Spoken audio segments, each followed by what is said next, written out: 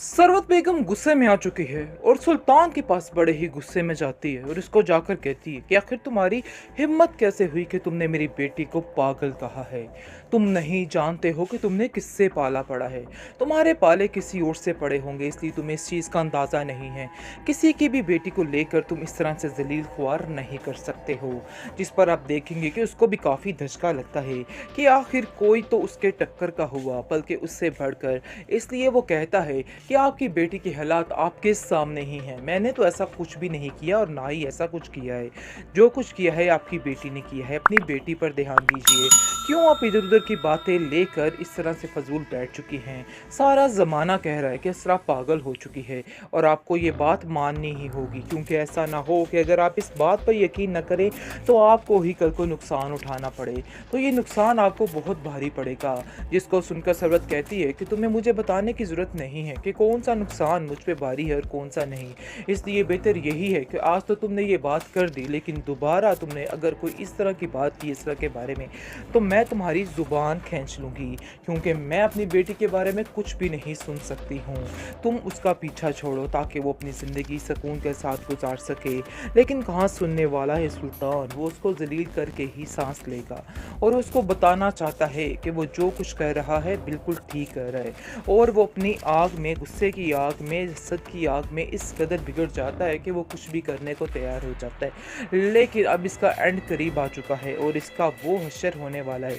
दूसरी तरफ जो है नौफिल तैयार बैठा है इसको जलील करने के लिए पूरे ज़माने में, और एक तरफ सरवर और उसकी माँ जो है वो मिलकर इसको बताएंगे कि आखिर इन सब चीज़ों की सज़ा है क्या।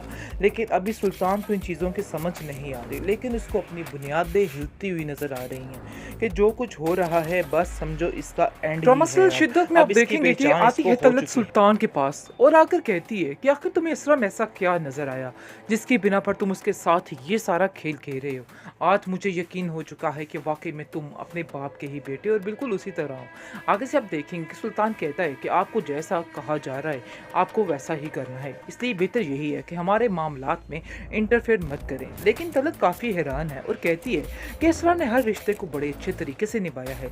इतनी देर से वो हमारे साथ है, लेकिन कभी भी उसने किसी चीज़ में कोई कोताही नहीं बरती। लेकिन अचानक से ऐसा क्या हो गया कि तुम्हें उसकी हर बात बुरी बुरी लगने लगी और तुम्हें उसमें इतने कीड़े निकलने लगे कि हम खुद हैरान हो चुके हैं। ये छोटी मोटी बातें हैं, इनको इग्नोर किया जाता है। और वैसे भी रही बात उसके इलाज की, तो वो हम करवा ही लेंगे। इतना बड़ा दंगा फसाद मचाने की क्या ज़रूरत पड़ी है।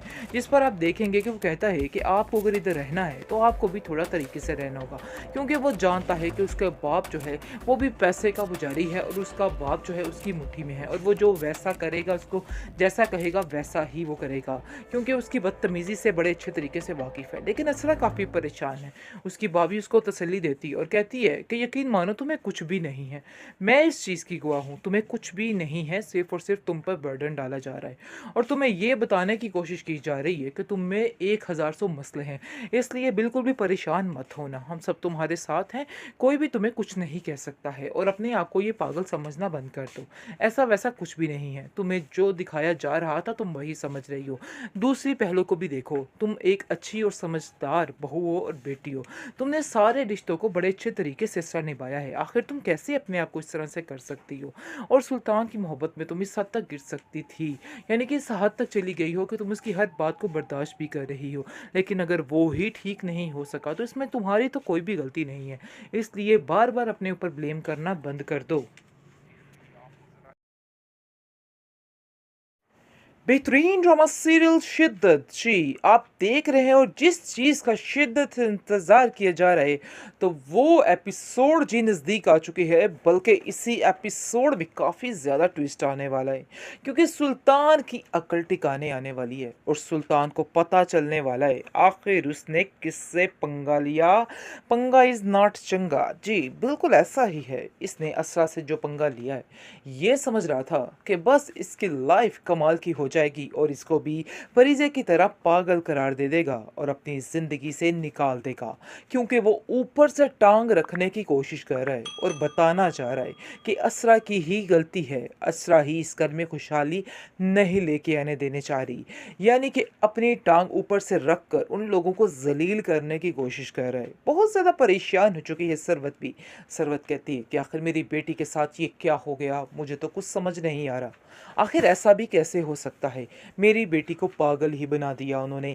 आगे से उसका भाई सरवर कहता है कि पागल ये नहीं, पागल वो है जो इसको बनाने की कोशिश कर रहा है, इसलिए आपको परेशान नहीं होना है।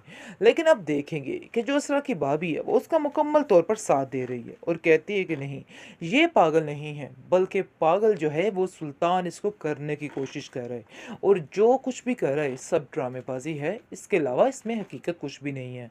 इसलिए ज़रा अपने आप को ठीक करके रखो और एहतियात से रखो, कुछ भी नहीं होगा, सब ठीक होने वाला है, तुम्हें बिल्कुल भी परेशान नहीं होना है। खैर अब देखेंगे कि टका के खुश हो चुकी है अब असरा की माँ, क्योंकि उसको पता चल चुका है कि उसकी बेटी उसके पास आ गई है और उसका इलाज करवाएगी, उसको ठीक करवाएगी। लेकिन जी बात कुछ और ही निकाली जा रही है, सुल्तान कोई और ही बात लेकर बैठ गया है और सबके दिमागों में डाल रहा है। जी असल वजह ये है इस लड़की को कि ये लड़की हमारे घर में खुशियाँ नहीं ला सकती है, इसलिए आपको ज़रा इसका चेकअप करवाना होगा और इस पर सारा ट्रीटमेंट पे ध्यान देना होगा। जिसको सुनकर उसकी माँ काफ़ी हैरान हो जाती है और कहती है कि मुझे तो ऐसा नहीं लगता कि असरा कुछ ऐसा कर सकती, क्योंकि असरा की तो ये पसंद की शादी थी और असरा अपने साथ ऐसा कैसे कर सकती है। असरा बेचारी मासूम सी रोती दुलाती रहती है, इसके अलावा उसके पास कोई ऑप्शन नहीं। हाँ जी, कमेंट सेक्शन में काफ़ी ज़्यादा लोग कह रहे हैं कि असरा बहुत वीक क्या कहते हैं पर्सनैलिटी दिखाई गई है, लेकिन जी हालात जब इस तरह के होते हैं इंसान ऐसे हो जाता है, तो इसलिए इसको वीक कहना बिल्कुल बेकार है। इस बात को वीक मत बोलिए, क्योंकि ये असरा की ज़िंदगी का सवाल है। असरा बेचारी बहुत परेशान है, सुल्तान जैसे इंसान के साथ रहकर वाकई में बंदा वीक बन ही जाता है। जिस पर गुजर रही होती है वो बड़े बेहतर तरीके से जान सकता है कि आखिर उसके साथ क्या हो रहा है।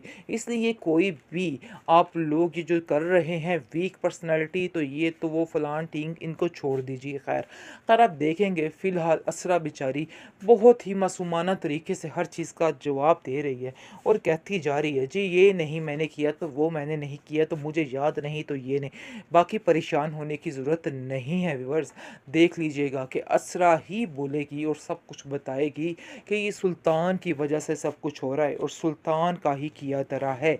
बहुत जल्द इस एपिसोड में, नहीं तो अगले एपिसोड में ये बात खुलकर सामने आने ही वाली है, इसलिए परेशान नहीं होना है। और आपको बताते चले कि उसकी भाभी इस बात पे उसका बहुत ज़्यादा साथ दे रही है और वही सबको बताने की कोशिश कर रही है कि ये सारी सुल्तान की चालाकियाँ हैं, इसके अलावा कुछ भी नहीं है। अब उसका भाई भी काफ़ी अटल हो चुका है कि हम अपनी बहन को यहाँ से नहीं भेजेंगे जब तक सुल्तान की अकल ठिकाने नहीं आ जाती। वो लोग अब सुल्तान की अकल ठिकाने लाने की बात कर रहे हैं और तब तक उसे उस घर में नहीं जाने देंगे जब तक वो खुद आकर इससे बात नहीं करेगा और माफ़ी तलाफ़ी नहीं करेगा।